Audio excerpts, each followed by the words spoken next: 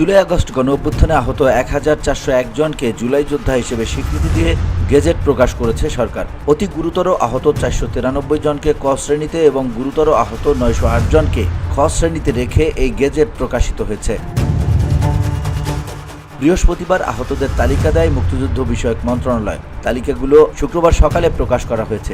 আহতদের ধরনভেদে গ শ্রেণীর তালিকাও প্রকাশ করবে মন্ত্রণালয়।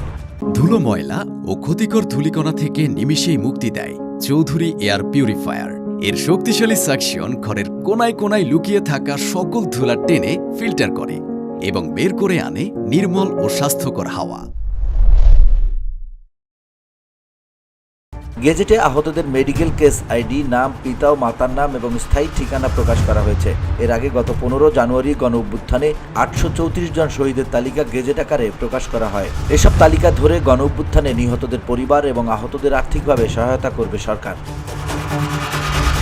গেল বৃহস্পতিবার ফরেন সার্ভিস একাডেমিতে আয়োজিত সংবাদ ব্রিফিংয়ে প্রধান উপদেষ্টার প্রেস সচিব শফিকুল আলম জানান, জুলাই অভ্যুত্থানে নিহত 834 জনের পরিবারের সদস্যরা 30 লাখ টাকার সঞ্চয়পত্র পাবেন। এই টাকার মধ্যে চলতি অর্থবছরে 10 লাখ টাকা এবং 2026-27 অর্থবছরে 20 লাখ টাকার সঞ্চয়পত্র দেওয়া হবে। এছাড়া প্রতিটি পরিবার মাসে 20,000 টাকা করে ভাতা পাবেন।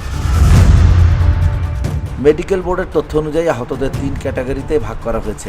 অন্যের সহায়তা ছাড়া জীবন পরিচালনা সম্ভব এমন আহতদের 493 জনকে এ ক্যাটাগরিতে রাখা হয়েছে। তারা প্রত্যেকে 5 লাখ টাকা পাবেন। এর মধ্যে 2 লাখ টাকা তারা পাবেন চলতি অর্থবছরে এবং আগামী অর্থবছরে পাবেন বাকি 3 লাখ টাকা।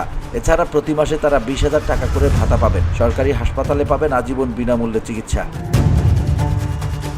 মেডিকেল বোর্ডের সিদ্ধান্ত অনুযায়ী দেশি বিদেশি হাসপাতালে চিকিৎসার সুযোগও পাবেন তারা। তাদের প্রত্যেককে পরিচয়পত্র দেওয়া হবে, তা দেখিয়ে সব ধরনের সরকারি সুবিধা নিতে পারবেন। VOD Bangla news desk.